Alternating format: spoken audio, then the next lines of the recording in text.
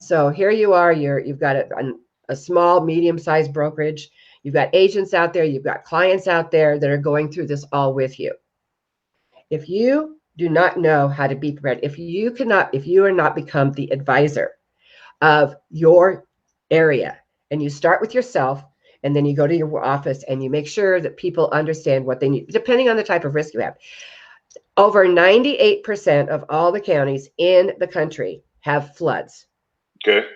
And the amount of storms and things that have increased. But let's take it beyond that. Let's just talk about the everyday life. So every day there's something that goes wrong. Well, the training in this course will help you to be prepared, even if it's some kind of internal disaster, not external disaster. Or what are you going to do if the power goes out? How do you handle that? How do you handle if you have a cyber attack? What are you going to do? What are the plans? Those are all things that you need to think about in a way that you are not you're not spinning around in a circle, not knowing what to do. You're able to react. You're able to be resilient.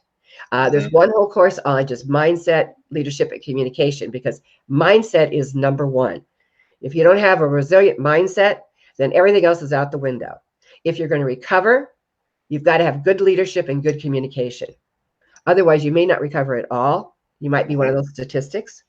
Or if you are prepared, and you will recover, and you'll recover more quickly. I thought of the fires that happened in California.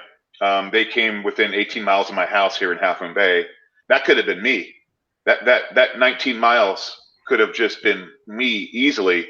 And even I just think that the average person, Connie, they don't think about them being as a potential victim, a potential part of a disaster. I mean, like, how often does someone even bring that up? Like, you just count on the fact that life is the way it is. Well, and it's kind of like when you have to think about writing a will, you don't want to think about dying.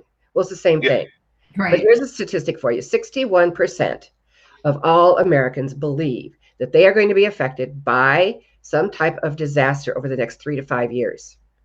Depending on the type of preparedness you're talking about, 15 to 35% have some kind of preparation. The 35% is emergency kits, and I can tell you that out of that 35%, there's probably 10% of them that are actually prepared the way they need to be.